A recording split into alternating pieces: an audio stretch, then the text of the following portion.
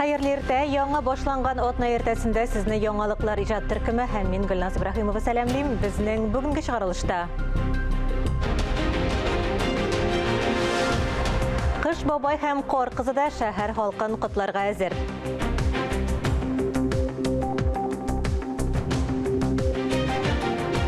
Бүген Питрәч районында безнең Ишегалды республика программасы буенча халык белән фикер алышулар башлана.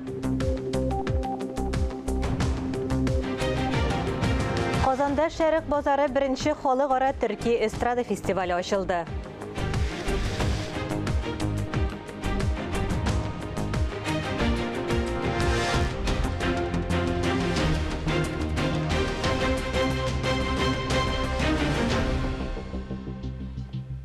Чыгарылышыбызна һава торышы турындагы мәгълүматтан башлыйбыз. Бүген кичкә 17 градуска кадәр салкын булса, иртәгедән көн җылыта һәм атна буе температура көндез -5 градустан да артмый.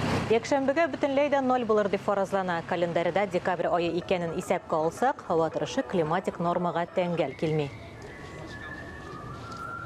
Һәркем яңа елны изге уйлар, матур теләкләр белән каршыларга хыяллана. Бәйрәм көннәрендә кәефне күтәрү өчен күпләр тылсымчы Кыш бабайны чакырырга күнеккән. Социаль челтәрләрдәге сайтларда Кыш бабай һәм кор кызының тәкъдимнәре көннән-көн арта. Бала чаганы гына түгел, өлкәннәрне дә котларга әзерләр. Тик быел иң кызыклы программадан тыш әкият геройларының үзләре белән QR-кодлары булуда мәҗбүри. Теманың дәвамы киләсе репортажда. Яңа елда иңенә капчык аскан тылсымчы Кыш бабайны һәркем көтә. Дмитрий Тупикин эшендә киренке вакыт якынлаша. Яңа ел алдыннан ул да тылсымчыга әйләнә. Балалар бакчаларында, корпоративларда, аерым фатирларда кешеләрнең күңелләрен күрә. Дети очень сильно удивляются. Кайбер балалар Кыш бабай чынмы түгелме дип аптырашта кала. Кыш бабай баланың ни белән кызыксынганын, нәрсәләр яратуын белеп торырга тиеш. Шул чакта гына алар уртак тел таба. Яңа ел алдыннан Кыш бабайлар кар кызларының төрле сайтларда тәкъдимнәре көннән-көн арта. Эш, акча белән дигәндәй, пандемия кагыйдәләрендә онытмаса кирәк. Янда QR-код булу шарт. Связь с QR-кодом дает. QR-кодның булу-булмавы белән күпләр алдану кызысына. Кайберәүләр телефонга күчереп җибәрүендә сырый. Дөрес эшлиләр. Сертификатның барлыгына ышангач, тәкъдим белән бик теләп ризалашалар. Кыш бабай белән кар кызы ковидтан мәҗбүри прививка сатучылар исемлегенә эләккән. QR-код кунакларга да кирәк була. Быел Кыш бабай резиденциясенә 18-дән өлкәнрәкләрне кодсыз кертмиләр. Рәсми яңа ел тамашалары Роспотребнадзор федераль хезмәтенең Татарстандагы идарәсе тарафыннан катгый контрольдә тотыла. Башкалабызда бәйрәм утлары балкый, чыршылар куела башлады. Кыш бабай белән кар кызы да шәһәр халкын котларга әзер. Әмма гаилә бәйрәмен оештырганда туганнар һәм якыннарның сәламәтлеге турында да онытмаска кирәк. Фарис Мөхәммәтов, Валентина Васильева, Ира Хәмидуллин, Татарстан яңалыклары. Бүген Питрәч районында безнең Ишегалды республика программасы буенча халык белән фикер алышулар башланып китә. 2022 елда 19 йорт яны территориясын ремонтларга кирәк. Алар нинди булырга тиешлеген питрәчеләр үзләре хәл итә. Киләсе елда Питрәчнең үзендә 5, Ленина Кокушкинда 11, Качаковта 2, Богородскида 1 Ишегалды цөкләндерү планлаштырыла. Казан ратушасы бинасында Казанда Шәрык базары беренче халыкара төрки эстрада фестиваленең ачылу тантанасы узды. Әлеге фестиваль Татарстан президенты тарафыннан хупланган һәм республикада игълан ителгән Туган телләр һәм халыклар бердәмлеге елы программасына кертелгән. Ачылу тантанасын хәбәрчебез Мөршидә Җихан белән искә төшерәбез.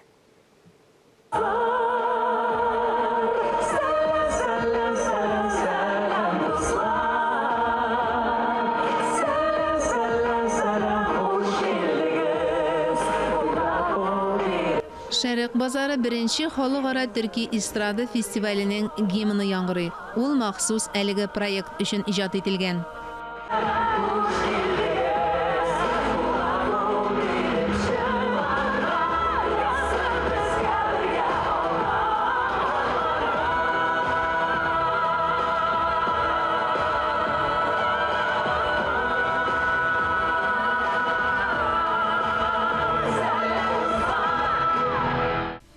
Эстрада йолдызларын Татарстан күләмендә генә кабызырга алынган фестивальләргә кытлык юк. Монысы Казанда башланып, нурларын кояш чыгышына да, кояш батышына да юнәлтергә өметләнә. Һәр хәлдә бу җаваплы эшкә алынган Рифат Фәттахов ачылу тантанасындагы чыгышында шулай дип белдерде. Мен мұнда заманында Рәшид Вақаповны үйренгенде бұл хақта ойланған едім. Чөнки менә бүгін де аңғырады Рәшид Вақапов ол біздің Орта Азия, Қазақстан, біздің Түркия дүнияға бик көп йөргән. Беренче ярдәм булып анда профессионал тәҗрибәсен алып барган. Һәм шуннан да гел шулай да әйтә булган безнең бик күп уртак мәдәни байлыкларыбыз дип. Менә без бүген дә аны күрдек инде. Безнең җырларыбыз уртак, безнең моңнарыбыз уртак. Аннары бит Казан бит инде ул элек-электән шәрык дөньясының бер үзәге булган, мәдәни үзәге, мәгърифәти үзәге әйтик. Казанда заманында Восточный разряд булган, үзгенә әйтә бит. Һәм бүген дә без шул традицияләрне яңартырга тиеш. Миңа исеме бик ошый, бигрәк тә базар сүзе. Димәк, Шәрык базары фестивале җырдан тыш үз эченә милли кием, ризык үзенчәлекләрендә алачак дип искәртте Татарстанның Дәүләт Советы рәисе Фәрит Мөхәммәтшин.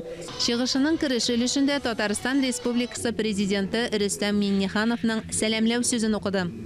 Күп милләтле республикабызның халкы һәм үзебезнең милләттәшләребез Россия Федерациясының төбәкләрендә, чит илләрдә яшәүчеләр, татарлар гына да түгел, башка милләт кешеләре дә бу фестивальне үзенең фестивале кирәк икәнен тоеп, кабул итеп алырлар дип ышанып калам. Рәсми кунаклар буларак фестиваль ачылышында шулай ук Россия Дәүләт Думасы депутаты Илдар Гыйлметдинов, Россия Тышкы эшләр министрлыгының Казандагы вәкиле Радик Вахитов чыгыш ясады. Тантанага чакырылган төрле илләрнең Казандагы консуллыклары исеменнән сүз Исмәт Ириканга бирелде. Bizim Türk dünyasının ortak özellikleri var. Dilimiz ortak, dinimiz ortak, kültürümüz ortak, geçmişimiz ortak, tarihsel bağlarımız var.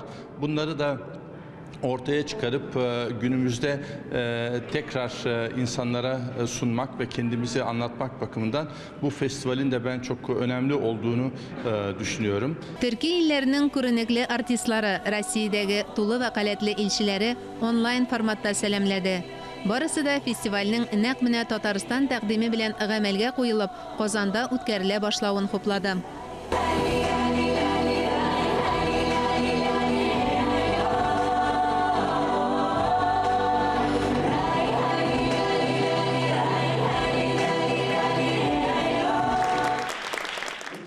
Заманча технологияләр үсеше белән бәйле булмаган бер нәрсәне дә, шул исәптән Шәрык базары фестивалендә өр-яңа дип әйтеп булмый.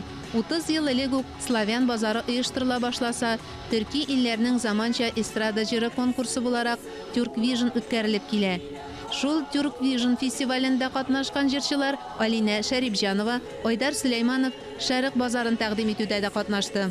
Беренче тапкыр үткәрелә торган Шәрык базар дигән конкурс, фестиваль. Андый конкурслар, фестивальләр булырга тиеш. Безнең Казаныбызда без нигез булып торырга тиеш. Менә бөтен төрки халыкларга монда җыелсыннар, монда килсеннәр. Шәрык базары конкурс түгел, әлегә фестиваль форматы гына. Башкаручыларны һәр төбәкнең мәдәният министрлыгы тәкъдим итә. Әйтеп китәсем килә, бу фестивальнең барлыкка килүе иң беренчедән безнең президентыбыз Рөстәм Миңнеханов хупланган һәм шуның өчен мәдәният министрлыгы да үз яктан фестивальгә һәм фондка үзенең ярдәмен күрсәтәчәк. Беренче халыкара төрки эстрада фестиваленең гала концерты быел ук булырга тиеш иде. Пандемия чикләүләрен исәпкә алып, тәкъдим итү чарасы буларак кына узды. Тамашачылар да фестивальгә зур өметләр баглый. Безнең фестивальләр Аллага шөкер күп Татарстаныбызда. Шуңа безнең хөкүмәтебезгә бик зур рәхмәт. Но ләкин менә шушындый вакыйгалы, шундый зур масштаблы фестиваль бездә юк. Шуңа күрә мин бик шатмын.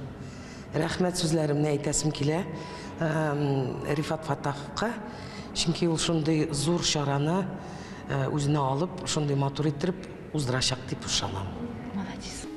Төрки театр сәнгатен берләштергән Нәүрүз фестивале кебек озын гомерле булсын дип теләде ачылу тантанасыннан мәмнүн калган Луара Шакирҗанова. Театр дөньясында инде ничәнче ел рәттән без 20-нче гасырның ахырыннан бирле төрки халыкларының театр фестивале Нәүрүзне уздырабыз. Һәм без аның җимешләрен күреп торабыз. Ел сайын аралашулар һәм агарту эшләре буенча да без шушы Нәүрүз фестивален бик яратабыз. Аны бөтен төрки халыклар ярата. Инде хәзер менә эстрадасы, музыкасы, җыры белән ул безнең килеп керде республикага. Бу безнең республика өчен, бөтен халкыбыз өчен бик зур казаныш дип саныйм мин. Зур казаныш дип саналган Шәрык базары халыкара төрки эстрада фестивале әнә шулай башланып китте. Оештыручылар барлыгы 2000-нән артык катнашучы булырга тиеш дип вәгъдә итә. Дөрес, әлегә тагын кайчан икәне билгеле түгел. Якынча җәй фасылына фаразлана. Галәм белгечләре ул вакыт күктә дә йолдызлар аз күренә ди, төндә кыска. Демәк, төрки эстрада йолдызларын күреп хозурланасыбыз алда әле. Мөршидә Җихан, Айрат Каюмов, Татарстан яңалыклары. Хәзер гадәттәгечә республика матбугатына күзәтү ясап алырбыз. Сүзне журналист Миңназым Сәфәровка бирәм. Хәерле көн, мөхтәрәм җәмәгать. Татар матбугаты белән таныштырубызны дәвам итәбез. Күзеңне бәйләп яшәп кара дип үгетли безне Шәһри Казан газетасы үзенең беренче битеннән үк. Инвалидларның без йомшаграк итеп аларның мөмкинлекләре чикләгән кешеләр дип атыйбыз. Хәленә керү өчен хөкүмәттәгеләр елына бер мәртәбә аларның 10 көнлеген үткәрүне гадәткә кертте. Менә шул 10 көнлек барышында аларның барлык проблемалары да искә калкып чыга да 2нче елга кадәр онытылып тора. Ә бит җәмгыятьнең саулыгы нәкъ менә шул мөмкинлеге чикләнгән кешеләргә карата булган мөнәсәбәттән килеп чыга. Шул ук Шәһри Казан газетасы укучыларын тагын бер проблема белән хафага салырга булган. Баксаң, булган зәхмәтләргә тагын бер сестергән икән. Сыерларда нодуляр дерматит дигән эпидемия тарала башлаган. Авыл җирендә булай да сыер хайваны күзгә күренеп кимегән бер чорда шул гына җитмәгән иде. Китсә китә белмәгән коронавирус зәхмәте тагын бер күренешкә нигез салды. Идән торып укучы балалар саны торган саен арта башлаган. Ватаным Татарстан газетасы бу проблеманы үзенең беренче битенә чыгарып биргән. Ачуланмый торган мәктәп исемле язмадан күренгәнчә, узган ел илдә 10 мең бала өйдә укыган булса, быел бу сан 13 меңгә җиткән. Сүз гадәти мәктәпләрдә белем алучыларның гаиләдә укыту төрен сайлавы турында бара. Бу күренеш укучыларның мәктәптән туюына бәйлеме, әллә хәзерге балаларның ирек ярата башлавымы? Газета хәбәрчесе өйдә укытуның уңай һәм тискәре якларын белешкән. Мәктәп яшендәге баласы булганнарга әлеге язманы укып чыгу бер дә артык булмас дип уйлыйм.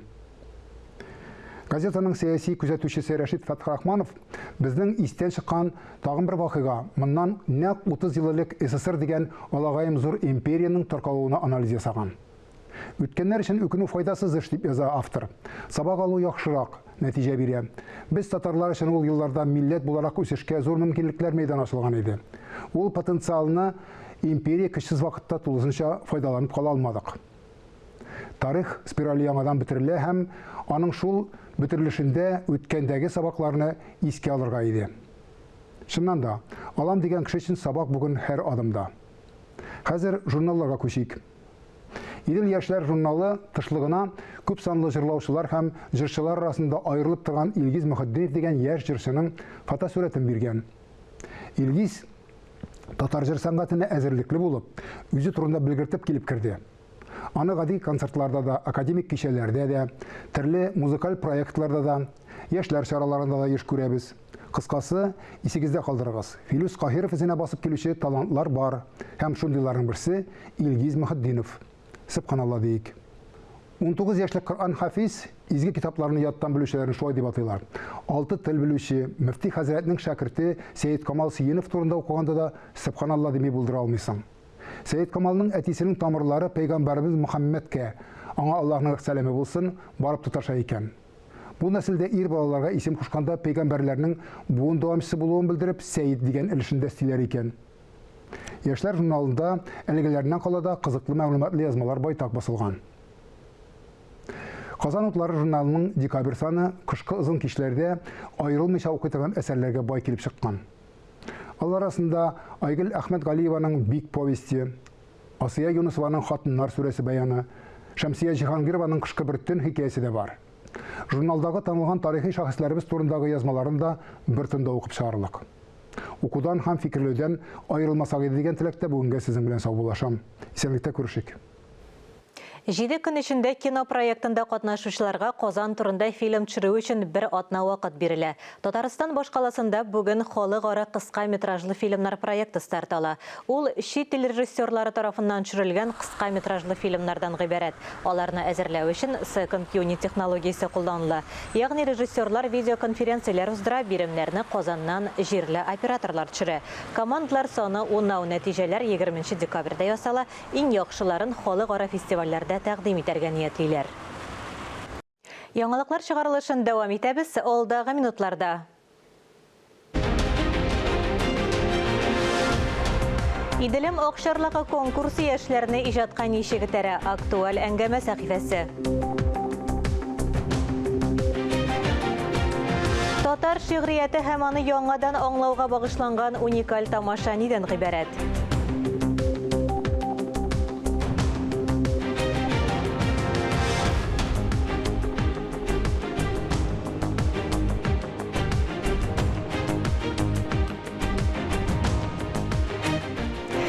Хәзер актуаль әңгәмә сәхифәсендә 21-нче Иделем Акчарлыгы яшь язучылар бәйгесенең проза номинациясендә беренче урынны алган Рәфидә Галимҗанова белән коллегам Айзилә Батырханова аралашыр. Казанда 21-нче Иделем Акчарлыгы яшь язучылар бәйгесенең йомгаклау тантанасы узды. Талантлы яшь каләм ияләре поэзия, проза, балалар әдәбияты, драма номинацияларында көч сынашты. Быел бәйгегә Татарстанның 22 районыннан һәм Башкортстан, Удмуртия республикалары, Киров һәм Ульян өлкәләре егет кызларыннан эшләр килгән. Проза номинациясендә беренче урын алган Рәфидә Галимҗанова студиябыз кунагы. Исәнмесез, Рәфидә? Исәнмесез. Иң элек әлбәттә сезне шушы зур җиңүегез белән котлыйбыз. Рәхмәт. Бик актив кыз бит әле сез безнең, журналистикада да бик ныклы адымнар белән алга барасыз. Һәм инде менә язу эшендә дә бит әле уңышларыгыз бар икән. Бу сезнең өчен беренче тәҗрибәме? Юк, бу минем беренче генә тәҗрибәм түгел инде. Гомумән Иделем Акчарлыгы турында гына сүз барса, мин Иделем Акчарлыгында 3нче тапкыр катнашам. Беренче уңышым 2018 елда булса, хәзер инде менә бу икенче җиңүем. Ул елларда ничегрәк иде? Беренчелекне алдыгызмы? Ул елларда мин 2 номинациядә дә җиңгән идем. Беренче урынны алдым, ләкин балалар әдәбиятында алган идем. Жюри составы шулык, тәнкыйтьне дә ишеттек, дусларны да таптык. Бу елда инде шундый ук мөхит иде. Менә бу елгы әсәрегез нинди темага багышланды? Проза номинациясенә мин студент тормышын чагылдырган язманы җибәрдем, ягъни үзем турында имтиханнар биреп йөргән, аннан курсташларым турында мәхәббәт темасыдан да яктыртылып китә инде. Шул хакта язган идем. Үземә якын тема булганга күрә, ул ихлас чыккан дип уйлыйм. Һәм бәлки шуңа күрә җиңүдә уйлагандыр. Гомумән Иделем Акчарлыгы бәйгесе бит ул, аны теге ярыш дип кенә кабул итәргә кирәкми. Монда инде ничектер иҗади рух һәм инде дуслык җипләре бер-берсенә бәйләнә. Менә үзең өчен нинди яңалык ачтың бу елгы бәйгедә катнашып? Иделем Акчарлыгы шуннан да ул яңа дуслар табу мөмкинлеге һәм иҗат итү, илһам табу урыны дип әйтер идем мин аны. Елдагыча анда яңадан яңа таныш булмаган кешеләр килә, яңа танышу.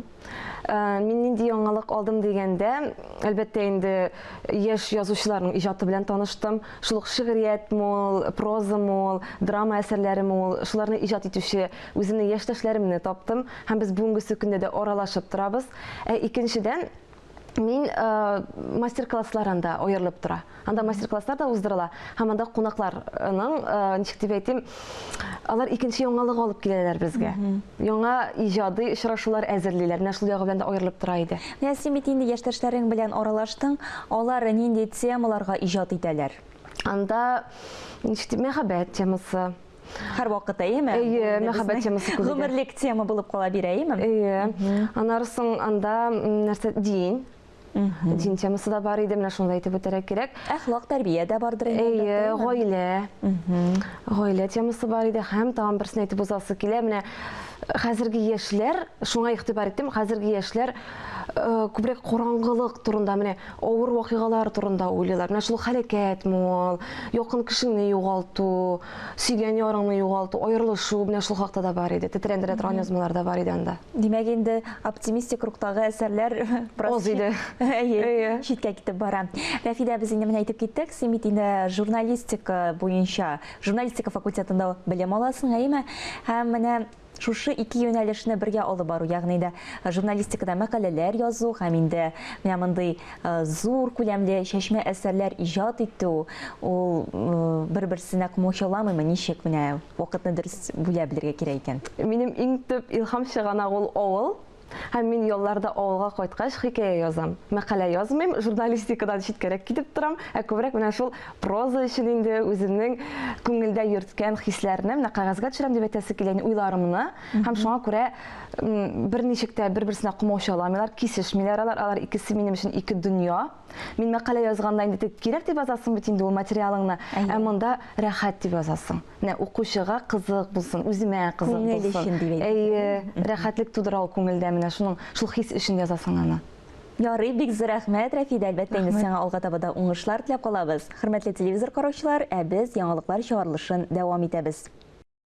Сөйли торган материя 20-нче гасыр шагыйрьләренең сәйдәш мәдәни күңел ачу үзәге сәхнәсеннән казанлыларның хәзерге буынына мөрәҗәгате. Шәһәр тамашачысына татар шигърияте һәм аны яңадан аңлауга багышланган уникаль тамаша күрсәтелде. Тулырак мәгълүмат Искәндәр Гыймалдинов репортажында. Бүген Сәйдәш мәдәният үзәгендә шигъри-музыкаль кичәсе үтте. Шулай ук Татарстанда 2021 ел туган телләр һәм халыклар бердәмлеге елы. Аңа нәтиҗә ясалды. Концерт башланыр алдыннан Казан башкарма комитеты җитәкчесе урынбасары Гүзәл Сагыйтова Татарстан башкаласында туган телләр һәм халыклар бердәмлеге елында күп санлы кызыклы проектлар гамәлгә ашырылуын билгеләп үтте. Бүләкләнүчеләр ел дәвамында күп кенә эш башкарды һәм бүген аңа нәтиҗә ясалды. Күп санлы идеялар активистлар белән берлектә тормышка ашырылган. Гүзәл Сагыйтова аларга инициативалары һәм проектларда катнашулары өчен рәхмәт белдерде. Бүген селитран материя дип атала шушы әдәби музыкаль кичә ул Туфанның, Хәсән Туфанның шигырь юлыннан алынган һәм бүген Хәсән Туфанның туган көне дә. Шуңа күрә ул бик зур символик мәгънәгә ия. Әгәр дә ул селитран материя икән, кеше дигән сүз, кеше җаны дигән сүз, аның туган теле дигән сүз, һәм ул әлбәттә сакланырга тиеш. Шушы җәһәттән безнең бит инде президент хузурында, Татарстан президенты хузурында туган татар телен саклау һәм үстерү комиссиясе төзелгән иде. Кичәнең оештыру форматы музыкаль әдәби кичәгә якын булуга карамастан, аның үзенә генә хас драматик сюжет сызыгы да бар иде.